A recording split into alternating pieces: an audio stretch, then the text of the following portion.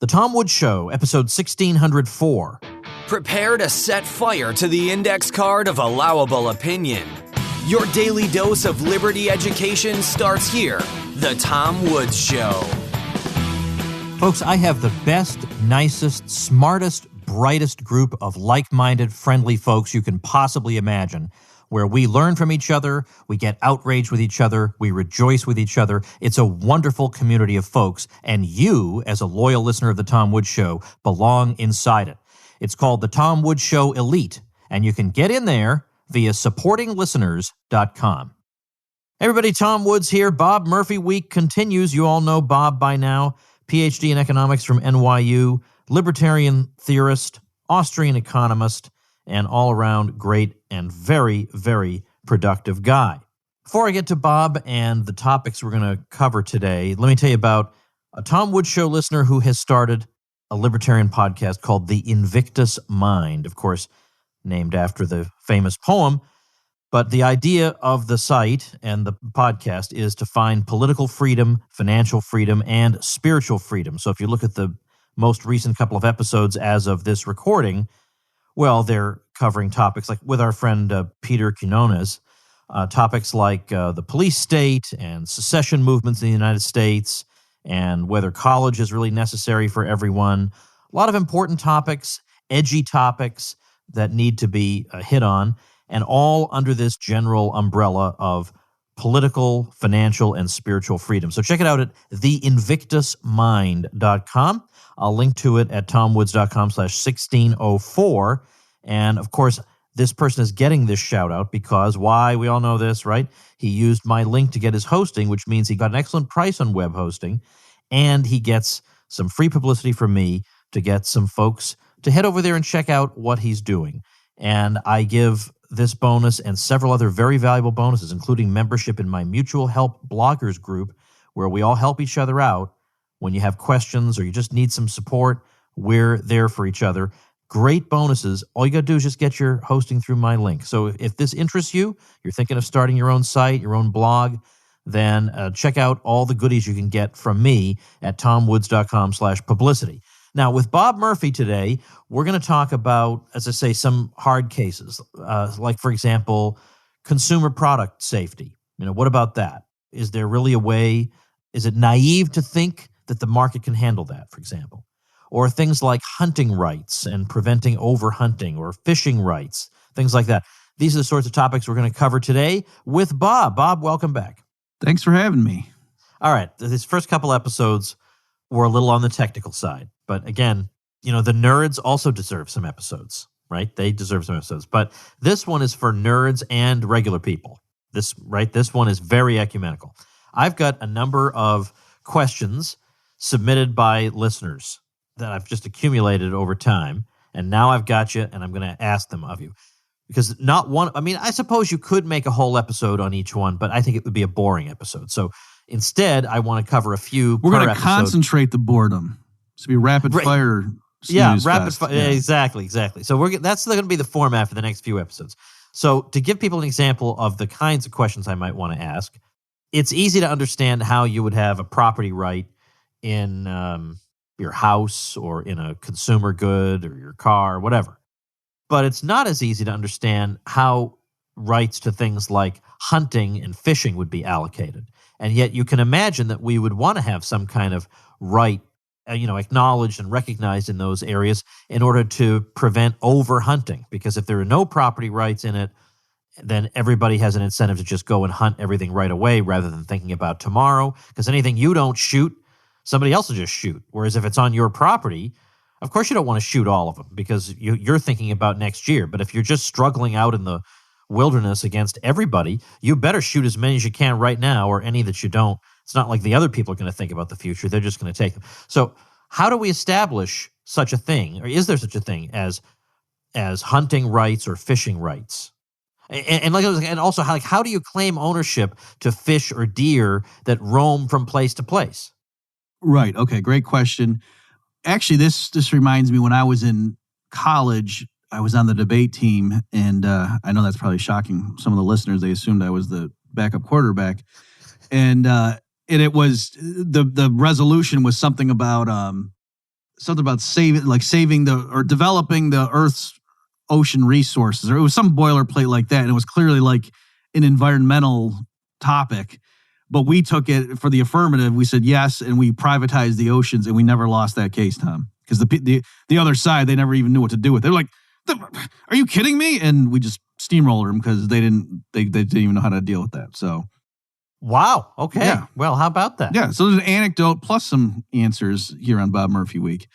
Okay. So just to flesh out what you were saying there, because this really is an area where knowing some economics really helps make sense of the world and the crazy things.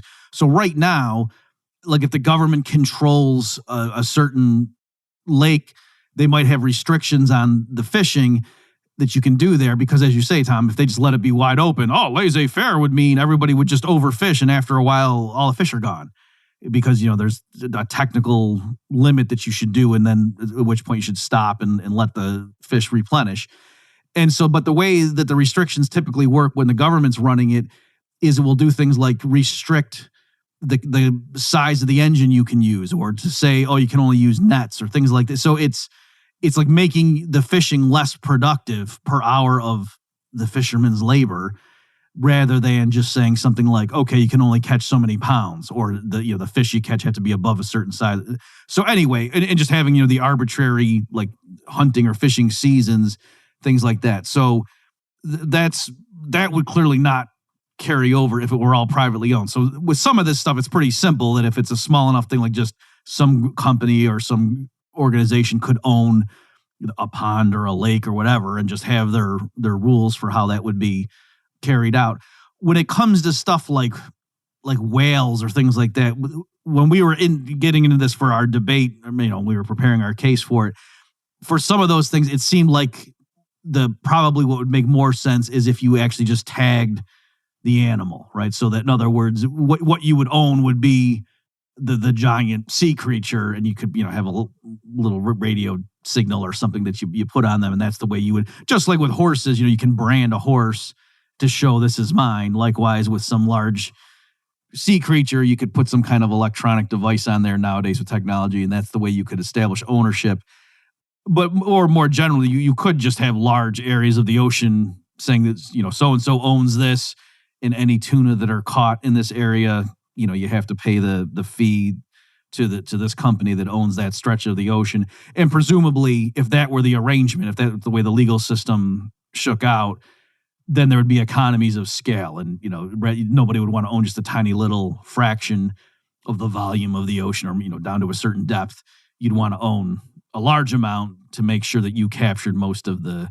So, like you say, Tom, so that people refrain from overfishing, that the beneficiaries would capture that economically. So, having just a tiny little stretch of the ocean owned by individuals, if the rule were any fish you catch in that volume of water is yours, that would be inefficient for the reasons you're talking about. So that's, the general. So in other words, I would say there's no, I think, one size fits all. I think it depends on the specifics. But in terms of, okay, well, how do we get there? It doesn't really matter. And that's kind of the beauty of having freedom and voluntary transactions is so long as you somehow the property rights were codified, then people could rearrange who owned what in order to make it sensible. All right. So in other words, Tom, like if the rule were for some reason that, you can't own specific animals or creatures, you can just own either the water or the if we're talking about hunting land, just own the forest, then any deer that you happen to shoot on your land is yours. Then that would just lead to companies, buying out their competitors and having large tracts of land or ocean. Right. So I'm being a bit vague, but my point is, if there were some crazy outcome that system spat out, people could just rearrange contractually and figure out a way to capture, to preserve the value of the economic resources by rearranging who owns what. Do you think, I don't know how much you know about this sort of stuff, but as far as you know, does the state try, at least in some way, to approximate this kind of arrangement now in order to prevent exactly the kind of outcomes we're describing? So let me answer you this way. When we were explaining our proposals for so rather than having these crazy rules like you can only use shipping boats without engines and things like that, or nets of a certain small size, which were real. Like we weren't pulling those out of the air. Like we were pointing to real world restrictions on fishing, the ostensible purpose of which was to prevent people from going in and completely, destroying the fish stock. And so we were saying, rather than do all those crazy things, instead a much more rational system of property management and wildlife conservation would be blah, blah. And we listed our proposal. And we were saying that's what would happen in the private outcome. And so I remember our roommate or whatever, this kid down the hall was like, well, why wouldn't the state just do that? You know what I mean? Like, in other words, if you're just showing better techniques, then just go and tell that to the bureaucrat.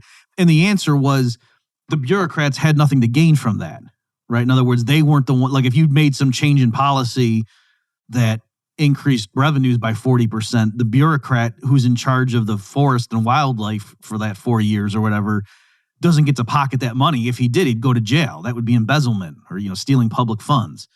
So what happens right now, Tom, is like you actually hit where you see overcutting clear cutting of forests and things like that, where it doesn't make sense ecologically, is where the government owns the forests.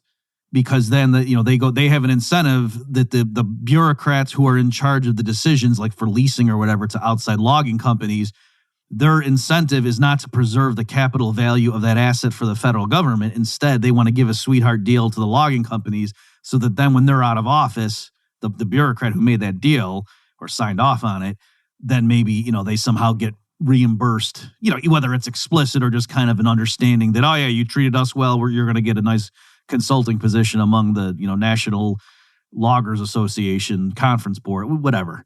So yes, Tom, I mean, I think some of the people that go in there, they're aware of these issues, but as with all this stuff, when it comes to critiques of state action, why doesn't the government just why can't we run it like a business? Well, institutionally, no, you can't. It's not just a matter of you got to get some entrepreneurs in there with who think big and look outside the box. No, because the incentives are all screwed up. All right, completely unrelated question, but one that I get an awful lot. And that involves consumer safety. Now, you've done a thing on this, and maybe we've talked about it a little bit, but it came up the other day in the Democratic debate because Elizabeth Warren gave the example of toasters that would light on fire. That you would put some toast in there, and you'd go to the other side of the house to help the baby, and you'd be there a little longer than you thought you would. You come back, and your curtains are on fire. Well, thankfully, the government stepped in, and now the manufacturers have inserted heaven knows what into it, and things are better.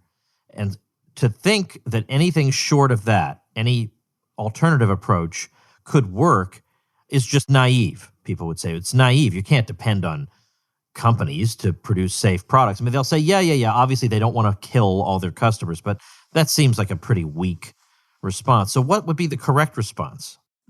Well, first of all, I want to point out with that scenario, it would be crazy for someone to put toast into a toaster. You might put bread in there, I grant you, but why would you put that? It's silly. All right. Yeah, that would be silly. Fair enough. You would deserve what happens to you. Okay, so here, there's different layers of it. So one thing is just to point out that with all this stuff with consumer safety, there's typically a trade-off involved, or at least at some point there would be a trade-off involved. That there's no such thing as saying, I want products to be safe or dangerous. In the real world, in practice, it's more of the products can be safer, but then they're going to cost more. There's going to be some other downsides, right? So like with a car, to say, should you be allowed to sell an unsafe car? Well, what does that mean? The cars that people drove in the 1950s were a lot more dangerous than the ones now. But on the other hand, people still die in car accidents now. You could have everyone just drive around a tank at 10 miles an hour, and that would be pretty safe in terms of traffic accidents. But of course, that would be so expensive that most people wouldn't be able to drive in the first place, and probably more people would die from all the fallout of not being able to get around quickly. So with a lot of this stuff, again, I think people need to break out of this idea of products need to be safe and the government's going to come in and just ensure a minimum level of safety. No, that's not. So even like if they did it correctly, but then on top of that, the issue is if you have the government come in to do it, again, with the incentives or whatever, who's to say they're going to get it right in terms of insisting on minimum standards that make sense and actually are worth the cost? In other words, to insist that something be done in order to meet some level of safety that might make the product so expensive that, no, given the realities and the situation right now, you're actually hurting people by driving up the price and the safety of the product. So that's one thing. Now, in terms of, okay, so if you didn't have the state coming in to impose its own levels of minimum standards, what would happen absent that? So like you say, Tom, the ultimate check is just reputation, and people can go, look at consumer product reviews and things, and, oh yeah, this TV blew up in my uncle's house last week, so I'm not buying. I'm giving that 0 stars. I mean, that sounds goofy, but ultimately what's to prevent serial killers from infiltrating and all becoming Uber drivers? Well, at the very least, Uber, when somebody starts killing passengers, is going to kick them off. All right, so that's the ultimate check. Whether murder is illegal or something in this society, you don't have to really worry about large-scale serial killing occurring amongst Uber drivers. But you obviously want more refinements than that. So there's things like the retail store, right? So like a Walmart or whatever the analog would be in a Rothbardian world, they would probably have a whole set of, minimum standards, right? So you're not going to buy, a lamp that you buy at Walmart that blows up when you plug it in. Whether the manufacturer is liable or not, or owes you some kind of compensation because of a clause in the contract, you're certainly not shopping at Walmart anymore. You're going to be upset with them.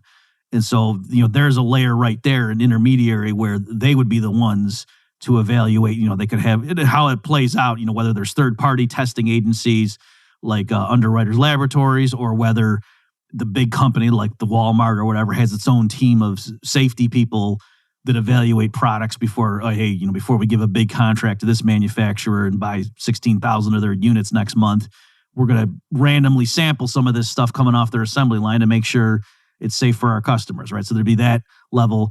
And then another thing too, though, just legally speaking, I think there are things, for example, Tom, if somebody's selling chicken noodle soup and actually it's full of arsenic and the customer dies, like, I don't merely think, oh, that restaurant's going to go out of business. I think that's clearly fraud, and that the next of kin would have a criminal case, or at least a civil case for sure, against the person who sold that product, because that's not the conventional understanding of what chicken noodle soup is. And so I think likewise, it would be dependent on the culture and so on. But I think it's reasonable that someone buying a lamp in our day and age doesn't expect when you plug that thing in, it's going to blow up, or that if your hands happen to be wet or something, that you plug that in, you're going to get electrocuted. And so I think there could be, the legal system itself could have certain standards in there. Again, whether it flows out of just, whatever the standard protections against fraud would be, because if you're advertising it without a bunch of explicit disclaimers, the consumer would naturally believe that when you said this is a lamp for sale, you meant a lamp that won't electrocute you, that kind of stuff. Yeah. Let me, maybe one last thing. Is it like the airline? Because this is my favorite one. Like, if you got rid of the FAA, then, I guess planes would be falling out of the sky. I love this one, by the way. I've used this one myself. So, yeah, go ahead. And as king of the airport, this is something near and dear to your heart. Yeah, this is a little bit up my alley. Yeah. You're threatening your kingdom. So with something like that, again, the conventional thing of, well, gee, if some airline's always not doing maintenance and their planes are crashing, that's not good for anybody. But that leads people to think, so you got to be like Rain Man. If some of your listeners, Tom, remember that Dustin Hoffman movie where he was afraid to fly because he knew all the statistics of all the different. And no, the average consumer wouldn't need to do that. You could just, for example, one way of solving that problem would be that when you bought an airline ticket, part of the ticket was a clause saying, if there's a crash and you die, then the airline is going to give your estate, whatever, $500,000 compensation. And so suppose that just becomes the industry standard, and then the airlines don't want to be on the hook for that. They don't want to have to be rolling the dice every time a jet takes off, where they know they might lose $30 million, depending on how many passengers are on that thing. So they would want to go get insurance coverage for those events. And so the insurance companies then would come in, and before they would grant policies to, pledging to indemnify the airlines in case one of their planes went down, of course, they would have standards in place. So the insurance companies would be the ones that might say, okay, sure, we'll underwrite you for these humongous policies. And of course, the airlines would pay them a premium. But in order for us to be willing to do that, you're agreeing that we're going to randomly send in our people to give random, drug tests to your pilots, or we're going to randomly show up unannounced and then go and inspect, your engines and whatever, or just to watch to make sure that when the plane lands and your ground crews come out, you do the proper maintenance things that we think you ought to be doing, right? So there would be something analogous to the FAA with its own team of inspectors and standards. It's just it would be a private party doing that, and they would be the ones on the hook of it. So if they were wrong, if their standards actually weren't good, or they weren't enforcing them properly, like if their inspectors were actually taking bribes under the table, like they show up at Delta and actually the Delta ground crew isn't doing the right maintenance checks, but they give the guy $1,000 to look the other way, the guy from the insurance company. Well, if that's what's going on and then that plane crashes, the insurance company just lost $30 million, right? So it's in their interest to make sure that their inspectors aren't corrupt or on the take. Whereas with the FAA, there's a plane crash. What happens?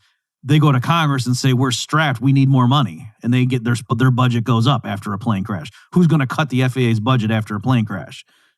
All right. That, as I said, I've used that explanation as a way of letting people understand that on the one hand, we could have every single plane thoroughly inspected after every single flight. That's conceivable, but everybody would see that's overkill and that's going to use way more resources than makes any sense. But on the other hand, we could have, Bob Murphy inspect the plane. We'll give him 10 seconds and he knows nothing about what he's looking for. And then that'll be the inspection for the year. Obviously, that's too little. Mm-hmm. So the only non-arbitrary way of figuring this out, what is the, I hate to say optimal, but you know what I mean, what amount of inspection and regulation in effect makes sense. And you can only do that through the market. All right, finally. And real quick, too, I know you want to get another one in, but it's also, it doesn't need to be the same for every customer. So obviously with plane crashes, that's a little tricky because then, if you're flying over houses and stuff. But like when people say things like, oh, gee, I like taking off my shoes and my belt and stuff for the TSA to keep me safe. Well, if that really did matter, that kind of stuff, well, then maybe some airlines would do that, you know what I mean? And then those ones might have cheaper tickets or something, or they would have bigger clauses for indemnification if there's a crash, whereas the ones that don't have that screening might say, well, we're not going to indemnify you because for all we know, there's a bomb on board, but hey, at least we're not groping you at the security checkpoint. So I'm just saying, it doesn't need to be that there's one point on that spectrum of privacy versus security, if that's the way you want to frame it, that, there's some leeway there. Just like not everyone has to drive a Cadillac. You can drive a junkier car, but it's cheaper. We don't force everyone to choose the exact point on that trade-off of price and quality. All right. Now I know this is actually a hard one, so I wonder if maybe given the time left, if I shouldn't give you such a difficult one. So instead, that's the beauty of Bob Murphy Week. What I don't ask you today, I can ask you tomorrow. All right. So let's actually skip ahead to one that is tricky, but you know what? I'm not going to skip that one too. All right. How about this one? Should the government control money? Go. Exactly. Well, this one is a bit obscure, so maybe it doesn't have a super long answer. Like, how do we take care of poor people? Might have kind of a long answer. I don't know. But suppose there's some mad scientist out there, and he's doing wild, unethical experiments. I mean, maybe he's doing human-animal hybrids or whatever.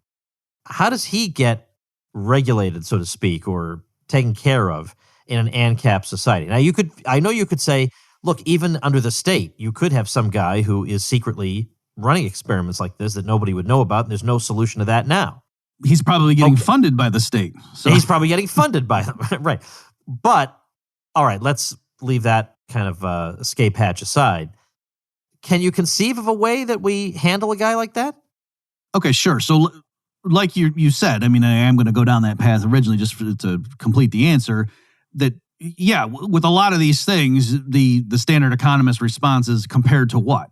And so if you're going to come up with a really tricky problem that it's hard for a voluntary society to deal with, that's not necessarily a strike against the voluntary society. You got to check, okay, would a coercive one do it? And I'm not being facetious when I say, yeah, in terms of if the danger is somebody with a lot of funding behind him and, doing really despicable things without any check, right now, that's what happens with states. I mean, it's not science fiction. Like the U.S. government really did fund like projects trying to do mind control and doing experiments on people in mental hospitals that are just horrifying, right? And so, that stuff's not completely made up. There really is, real world things that generated, the treatment and fiction and stuff for that. So that stuff really does happen.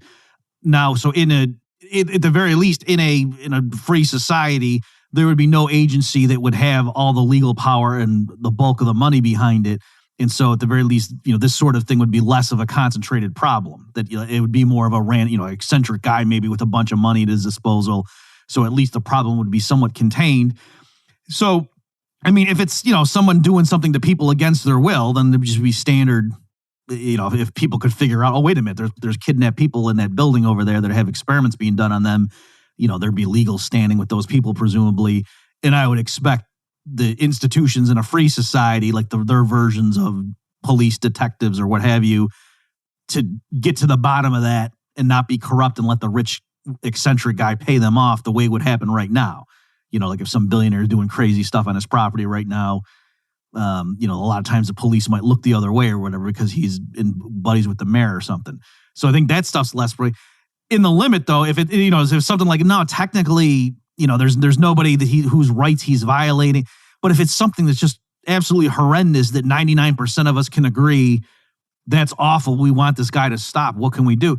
Well, they can just boycott him, right? So like the electric company can stop selling him electricity and the grocers can stop selling him food or whatever. So you're allowed to do that in a free society, right? That wouldn't be construed as discrimination or, the way technically right now, depending on the type of company and what the rationale was, you're probably breaking the law if you just say, no, I don't want to sell to this customer. So ultimately, they'd be allowed to do things like that too. I think the problem is that there are so many possible wild scenarios that you can come up with, right? And as you say, it's not clear that, there are ways of handling them, but given the way human beings are, you're always going to be dealing with perverse people and bad situations. And just look at the newspaper, look at the horrible crimes we see people committing. We see people who have been torturing people and children for years undetected. So we have to bear in mind that what we're trying to do is minimize these cases. And what is the institutional arrangement best ordered to minimize cases like this? Right. And I should just, I know you know this, but all the examples people are pointing to right now of how awful humans are all things happening right now when the state allegedly prevents that stuff. So it is weird rhetorically how people, will point to all the things that happen under the state and say, it's a good thing we have the state. Otherwise, this kind of stuff might go on. That's a weird argument. Right. No kidding. All right. I've got a whole bunch. Let's just say I got a whole bunch of these. I want to pace ourselves properly, however. So tomorrow we're going to talk a little bit about this coronavirus problem, because we have already done Ebola. So we did a whole episode on that. So I'm going to refer people to that. But we'll still, because people are thinking about this, cover that a little bit tomorrow. But then there are other tricky questions too, like children and child welfare that we need to get to. So a lot of great stuff still to come. But make sure, for heaven's sake, you check out all the Bob Murphy links at tomwoods.com/1604, including the link to bobmurphyshow.com. Bob has a podcast, and it's really darn good and very eclectic, and it's got Bob's smarts and his guest's charisma. That came out wrong. You have charisma too. Smarts and charisma, all bundled together in one. So make sure you're also listening to The Bob Murphy Show, and we'll see you tomorrow. Become a smarter libertarian in just 30 minutes a day. Visit tomwoods.com to subscribe to the show for free, and we'll see you next time. Like the sound of The Tom Woods Show? My audio production is provided by Podsworth Media. Check them out at podsworth.com.